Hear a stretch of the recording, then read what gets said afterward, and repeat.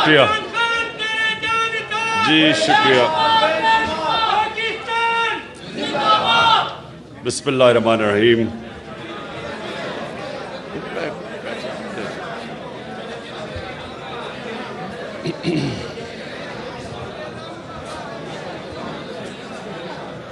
ایاک نعبد و ایاک نستعین.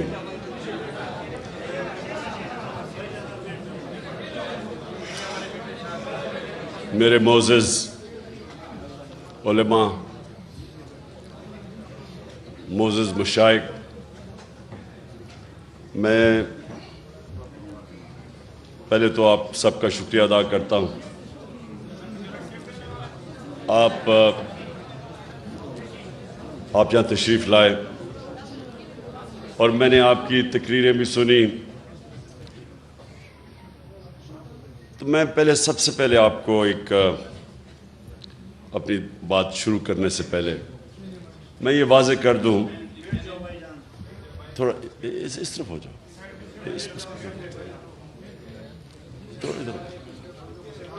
اور آپ بھی نیچے ہو جاؤ، وہ نہیں دیکھ سکتے. تو میں یہ واضح کر دوں کہ میں کوئی اسلام کا کوئی عالم نہیں ہوں. میں کوئی اپنے آپ کو اسکالر نہیں سمجھتا اسلام کا. لیکن میں جس طرح کل بھی میں نے یہ بات کی کہ میں نے اپنی زندگی کے تجربے سے، اور میں نے بڑا مغربی کلچر اندر سے دیکھا، اور اپنا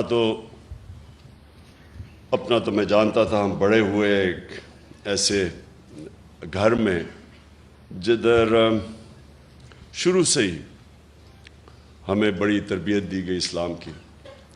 تو لیکن مجھے جو فرق ہے باقی لوگوں سے، میں جو مغربی کلچر ہے وہ میں شاید ہی کوئی اتنا بہتر سمجھتا ہوں جو میرے سے زیادہ. تو میرا زندگی کا سفر وہ اس طرح ہوا کہ میں جب دونوں کلچر کا موازنہ کیا تو آہستہ آہستہ میں اس نتیجے پہ آتا گیا کہ وہ جو مغربی معاشرہ ہمارے سے آگے نکلا ہے اور ہم پیچھے رہ گئے، میں آہستہ آہستہ اس نتیجے پہ آ گیا کہ اس کی ایک وجہ ہے کہ ہمارے نبی صلی اللہ علیہ وسلم رحمت للعالمین، ہمارا جو رب ہے وہ رب العالمین ہے، رب المسلمین نہیں ہے، مسلمانوں کا خدا نہیں ہے، انسانوں کا خدا ہے. اور ہمارے جو نبی صلی اللہ علیہ وسلم تھے وہ سارے انسانوں کے لیے رحمت بن کے آئے تھے. اللہ چاہتا تو وہ صرف مسلمانوں کے لیے رحمت بن کے آئے، لیکن وہ سب انسانوں کے لیے رحمت بن کے آئے تھے. اس کا کیا مطلب ہے؟ اس کا مطلب یہ ہے کہ جب اللہ ہمیں حکم کرتا ہے کہ نبی صلی اللہ علیہ وسلم کی شریعہ پہ چلو، ان کی سنت پہ چلو، تو وہ ہماری بہتری کے لیے اللہ کہتا ہے.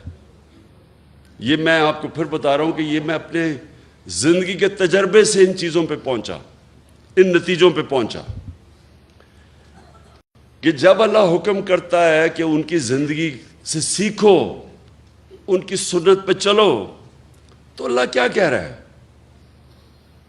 اللہ ہمیں کیونکہ ہمارے سے پیار کرتا ہے، اللہ وہ اپنی مخلوق سے سب سے زیادہ پیار کرتا ہے، تو وہ ہمیں وہ راستہ دکھا رہا ہے جو راستہ انسان کے عروج کا ہے. کیونکہ دنیا کی تاریخ میں نہ کوئی وہ انسان اس عروج پہ پہنچ سکتا ہے، نہ کبھی پہنچے گا جو ہمارے نبی صلی اللہ علیہ وسلم پہنچ ہی نہیں سکتا. کوئی اتنا بڑا لیڈر نہیں بن سکتا. کسی ایک انگریزی کتاب ہے کہ دنیا کے جو 100 سب سے عظیم لوگ، انگریزی کی کتاب ہے، ولیم ہارٹ انگریز نے لکھی ہوئی ہے. اس میں وہ کتاب 100 انسانوں کی بات کرتا ہے کہ دنیا کے سب سے عظیم انسان تھے. اس میں جو وہ سب سے نمبر 1 رکھتا ہے وہ ہمارے نبی صلی اللہ علیہ وسلم کو رکھتا ہے. کیوں رکھتا ہے؟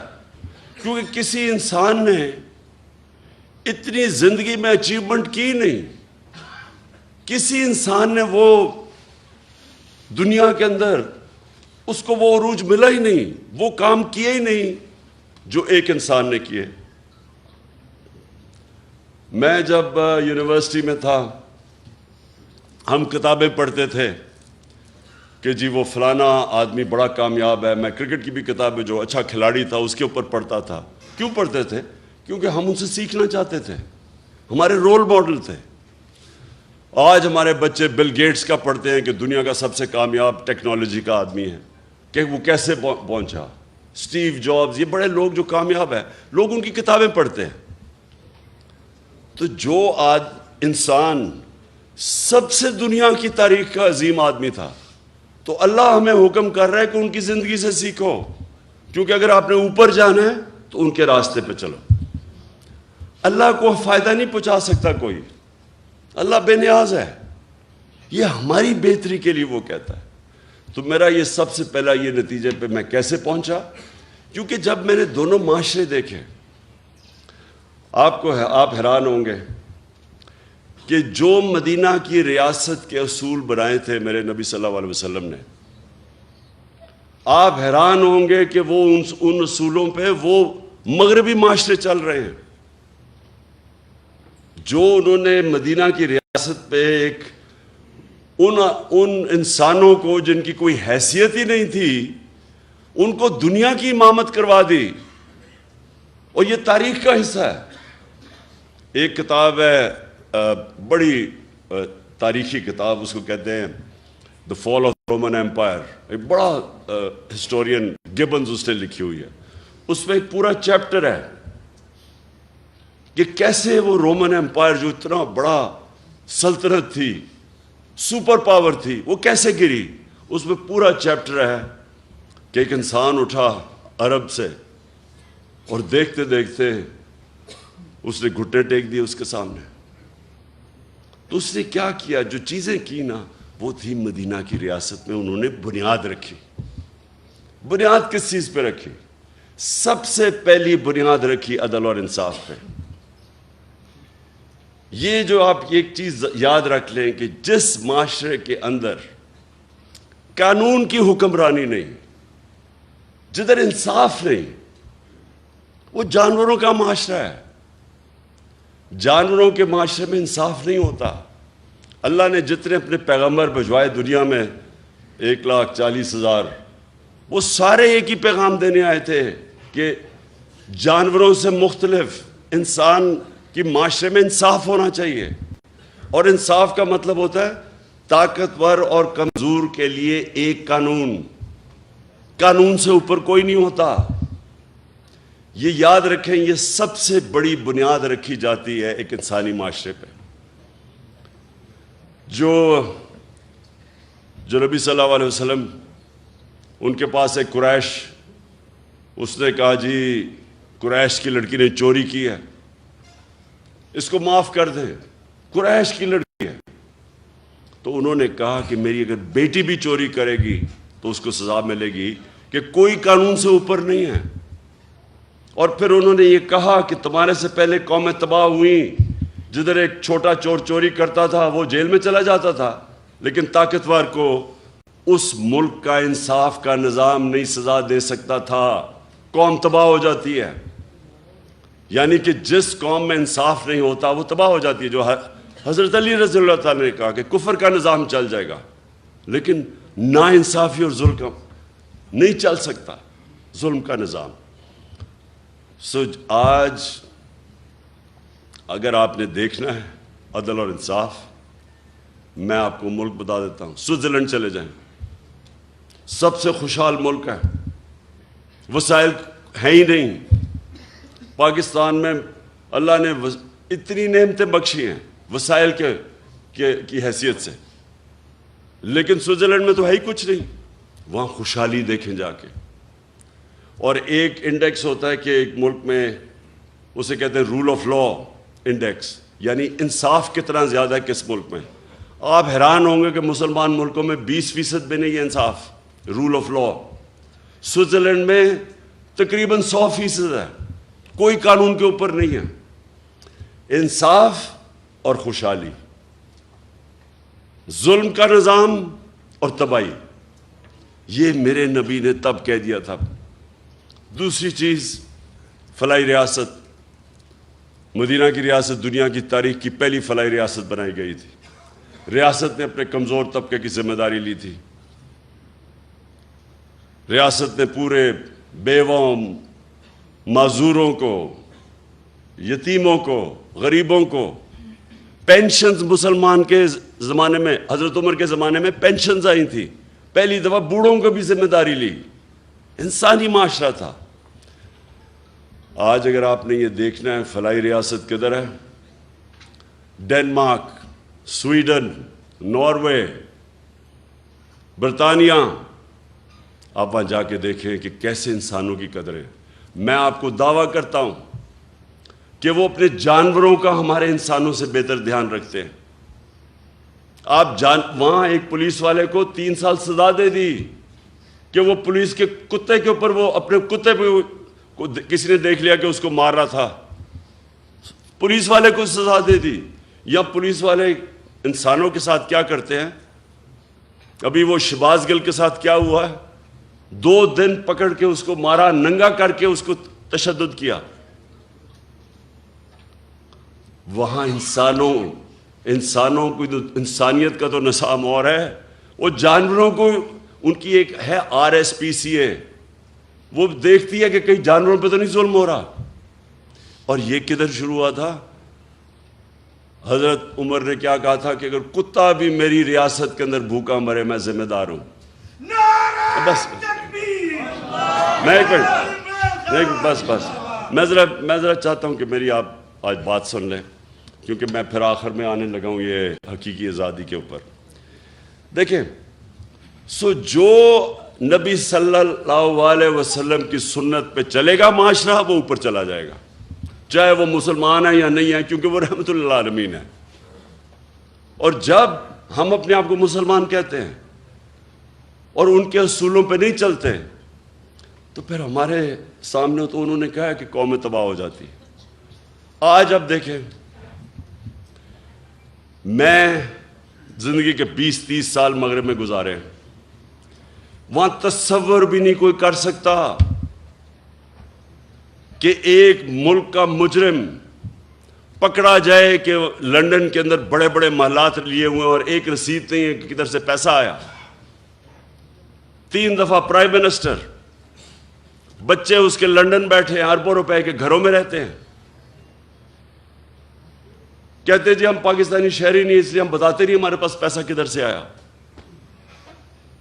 وہ عدالت، سپریم کورٹ اس کو کنوکٹ کرتی ہے، مفرور جھوٹ بول کے ملک سے باہر بھاگتا ہے، اور وہ آج پاکستان کے فیصلے کر رہا ہے۔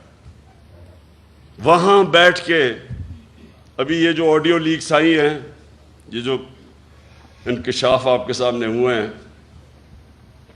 ان کے اندر پتہ چلے گا کہ وہ سارے ایک مفرور، ایک کرپٹ آدمی، ایک جھوٹا آدمی، ایک اربوں روپے اس ملک کے چوری کر کے بڑے بڑے محلت میں باہر رہنے والا آدمی، وہ ملک کے فیصلے کر رہا ہے۔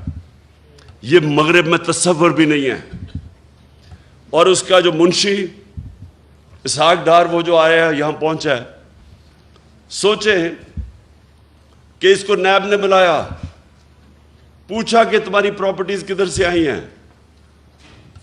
بجائے جواب دینے کے لیے پرائم منسٹر کے جہاز میں مفرور ہو جاتا ہے۔ نون لیگ کے زمانے میں وہ آج پاکستان آ گیا ہے اور فائنانس منسٹر بن رہا ہے۔ یعنی اب پاکستان کا پیسہ، فائنانس کس کے حوالے کر رہے ہیں؟ جو مفرور 5 سال سے بھاگا ہوا تھا کہ جی میری طبیعت ٹھیک نہیں تھی، وہ ابھی تک یہی نہیں پتا کہ 5 سال کس چیز کا علاج ہو رہا تھا، اس کا کوئی ایسی بیماری ابھی تک پتہ ہی نہیں ہے جس کو 5 سال لگ رہے تھے، وہ بیماری نہیں تھی، ڈرا ہوا تھا، اور تب اب ڈیل کر کے یہاں پہنچا ہے، اور اب آ کے پاکستان کا فائنانس منسٹر بنے گا۔ 22 کروڑ قوم کی، یعنی آپ کے خزانے پر بیٹھے گا، بلے کو بٹھاؤ گے دودھ کی حفاظت کرنے کے لیے، یہ کسی مغربی معاشرے میں نہیں ہو سکتا، کیونکہ وہاں انصاف ہے۔ اور میں جب یہ چیزیں آپ کے سامنے رکھتا ہوں، اور یہ جو ابھی آپ نے فضل الرحمان کی بات کی، یہ اس گورنمنٹ کا حصہ ہے جدھر یہ ظلم ہو رہا ہے۔ سارے 60% جو کیبنٹ بیٹھی ہے، 60% کیبنٹ ضمانت پہ ہے، کرپشن کے کیسز کی ضمانت پہ ہے۔ یہ کس مغربی معاشرے میں ہوگا؟ اس لیے وہ ہمارے سے آگے ہیں کہ وہ ان کے جو احکامات میرے نبی نے ہمارے لیے، مسلمانوں کے معاشرے کے لیے جو ہمیں کہا تھا کہ یہ آپ کے لیے لازمی ہے، وہ ادھر چل رہے ہیں۔ انسانیت وہاں بہتر ہے، فلاحی ریاست بہتر ہے۔ وہاں غریب آدمی بے روزگار ہوتا ہے، اس کو پیسے ملتے ہیں جب تک روزگار نہیں ملتا۔ وہاں غریب آدمی کے لیے بہترین سکول ہیں، مفت پڑھائی ہے۔ غریب آدمی کسی ہسپتال میں جائے، اس کو مفت علاج ملتا ہے۔ جو ہم نے کوشش کی ہیلتھ کارڈ لا کے کہ عام لوگوں کے لیے، غریب گھرانے کے لیے ہیلتھ انشورنس کہ 10 لاکھ تک کہیں بھی علاج کروا سکو، یہ تو ہم نے شروع کیا۔ یہ سارے مغرب میں ہیں۔ ادھر فلاحی ریاست ہے، عدالت میں جاتا ہے غریب آدمی، حکومت اس کو وکیل کر کے دیتی ہے، حکومت انصاف دیتی ہے اس کو۔ اس لیے اللہ کی برکت آتی ہے وہاں۔ جب غریب آدمی کی آواز، اس کی جب دکھ اور درد کی آواز اوپر سنتا ہے، اور جب آپ اس کی خدمت کرتے ہیں وہ بھی سنتا ہے اوپر والا۔ تو میں نے وہ معاشرے دیکھے ہیں۔ اس لیے جب میں آیا تو حکومت میں جب میں آیا، حکومت سے پہلے میں بات نہیں کی۔ جب میں حکومت میں آیا، پرائم منسٹر بنا، تب میں شروع ہوا کہ یہاں ریاست مدینہ کے اصولوں پہ پاکستان کو کھڑا کرنا ہے۔ اس لیے کیا کہ یہ کوئی نہ سمجھے کہ میں ووٹ مانگنے کے لیے کر رہا ہوں، کہ لوگ میری نیت پہ نہ شک کریں۔ جس طرح فضل الرحمان اسلام کو بیچتا ہے، اس کو جو مرضی فتویٰ دلوانا اسے دلوا لو، اگر اس کو تم پوزیشن دے دو۔ اس کا تو مقصد اسلام، اگر 30 سال سے وہ پالیٹکس میں ہے، مجھے بتائیں کہیں دنیا کے اندر اس نے ایک دفعہ اسلام کی کوئی بات کی ہے باہر جا کے؟ اور یہاں بتائیں پاکستان میں کتنے لوگ اس کو دیکھ کے مسلمان ہوئے ہیں؟ میں دعویٰ کرتا ہوں کہ لوگ اس کو دیکھ کے اسلام سے دور ہو جاتے ہیں، کیونکہ وہ جب دیکھتے ہیں کہ صرف ایک انسان کے جو دین کے اوپر بات کر رہا ہے، سارا بات فتوے دین پہ دے رہا ہے، اور اس کے ضمیر کی قیمت ایک ڈیزل کا پرمٹ ہو، کون اس کو سمجھے گا؟ اس لیے میں آپ سے آج اپنے علماء اور مشائخ آپ سب سے یہ کہنا چاہتا ہوں کہ دیکھیں، یہ ایک پاکستان ایک فیصلہ کن موڑ پہ کھڑا ہے۔ انہوں نے جو باہر کے لوگ تھے، جو باہر کی قوتیں تھیں، وہ اس لیے نہیں انہوں نے مجھے یہ سازش کر کے ان ساروں کے ساتھ مل کے اندرونی اور بیرونی ملک مل کے سازش کر کے ہٹایا۔ اس لیے نہیں ہٹایا کہ وہ مجھے جانتے نہیں ہیں۔ مجھے سب سے زیادہ مغرب میں لوگ جانتے ہیں۔ انہوں نے اس لیے ہٹایا کہ وہ اس ملک میں ایسے لوگ چاہتے ہیں جو ان کی غلامی کریں، اور جتنا بڑا ڈاکو ہوتا ہے اتنا ہی وہ بزدل ہوتا ہے، کیونکہ اس کو پیسہ بچانا ہے اپنا۔ پیسے بچانے کے لیے وہ ملک کو قربان کرنے کے لیے تیار ہو جاتا ہے۔ ان سب کے پیسے باہر پڑے ہیں، ان کا اربوں ڈالر باہر پڑا ہے، چاہے یہ زرداری ہو، چاہے نواز شریف ہو، یہ خان 30 سال سے پیسہ چوری کر رہے ہیں ملک کا۔ ان کو اسی طرح کے لوگ چاہیے آپ کے اوپر، کیونکہ وہ جو ان کو کہیں گے وہ کریں گے۔ جب زرداری اور نواز شریف 10 سال 8 سے لے کے 18 تک جب یہ اقتدار میں تھے، 400 ڈرون اٹیک کیے امریکہ نے پاکستان پہ۔ یہ دنیا کی تاریخ میں کبھی نہیں ہوا کہ جس ملک کے لیے آپ جنگ لڑ رہے ہیں وہ آپ کے اوپر ہی اٹیک کر رہا ہے۔ یہ کہیں نہیں ہوا آج تک، اور یہ سارے انسانی حقوق کی خلاف ورزی تھی، یہ سارے انٹرنیشنل لاز کی خلاف ورزی تھی۔ کوئی قانون آپ کو اجازت نہیں دیتا کہ آپ ہی فیصلہ کریں دہشت گرد کو آپ ہی مار دیں۔ ہمارا وہ الطاف حسین بیٹھا ہوا ہے لنڈن میں، 30 سال سے. کیا کہیں گے کہ ہم ڈرون میں اٹیک کر کے اس کو مار سکتے ہیں؟ کوئی اجازت دے گا آپ کو؟ کہیں گے عدالت پہ جاؤ. اور ہمارے یہاں لوگوں کو کتنے بے قصور لوگ مارے یہاں. اور یہ دو بیٹھے ہوئے تھے, ایک دفعہ ان کے منہ سے امریکہ کے خلاف بات نہیں نکلی. کس نے اس کے خلاف پروٹیسٹ کیا؟ تحریک انصاف نے. ہم نے جا کے دھرنے دیے ڈرونز کے خلاف, ہم نے جا کے ساری جگہ اٹھایا. ان دونوں حکمرانوں نے کبھی کچھ نہیں کیا, کیونکہ ان کے پیسے باہر پڑے ہیں, یہ اپنے پیسے کے غلام ہیں.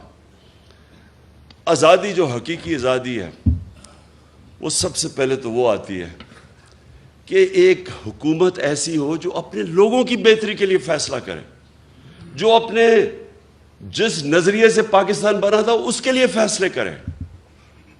اور وہ جب آپ ایک آزاد, خود جب حکومت آتی ہے جو آزاد فارن پالیسی, تو وہ اس کو مشکل وقت سے نکلنا پڑتا ہے, کیونکہ آزادی کوئی پلیٹ میں نہیں دیتا کسی کو. آزادی کے لیے جدوجہد کرنی پڑتی ہے. ہمارے نبی صلی اللہ علیہ وسلم مدینے میں پہلے دن آزادی نہیں مل گئی تھی. کفار نے پوری کوشش کی. جنگ احد کے اندر بڑی مشکلوں سے مسلمان بچے.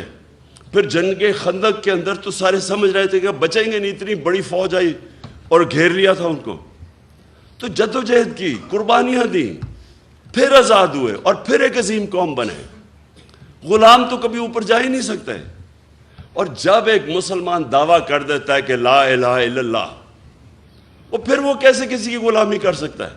اس کا مطلب کہ آپ نے جو اللہ سے وعدہ کیا ہے, آپ نے حلف لیا ہے, لا الہ الا اللہ, اللہ سے آپ کا حلف ہے کہ اے اللہ تیرے سوا میں کسی کے سامنے نہیں جھکوں گا, پھر آپ کیسے کسی کی غلامی کر سکتے ہیں؟ اور پھر جب آپ یہ دعویٰ کر دیتے ہیں تو پھر اللہ آپ پہ چھوڑ دیتا ہے, اور قومیں وہ اٹھتی ہیں جو پھر اپنے پیر پہ کھڑی ہوتی ہیں, پھر قربانیاں دیتی ہیں, مل کے قوم قربانی دیتی ہے, وہ پھر نکل جاتی ہے. جو ہوا کہ دنیا کی تاریخ کا سب سے بڑا انقلاب آیا تھا مدینہ کے اندر. دنیا میں اتنا بڑا انقلاب نہیں آیا. 10 سال 622 اور 632 میں دنیا کا نقشہ بدل گیا, دنیا بدل گئی.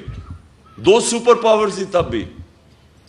ہمیں بھی جب تک ہم ایک بحیثیت قوم ایک صحیح معنی میں اپنے آپ کو آزاد نہیں کرتے, جو ہمارا کلمہ ہمیں آزادی دیتا ہے, اور جب تک ہم یہ چوروں کی غلامی کریں گے جو باہر سے کنٹرولڈ ہیں, کوئی مستقبل نہیں ہے ملک کا. انہوں نے جو 5 مہینے کے اندر کہا جی ہم مہنگائی کم کرنے آئیں گے. 50 سال میں سب سے زیادہ مہنگائی ہوئی ہے آج پاکستان میں.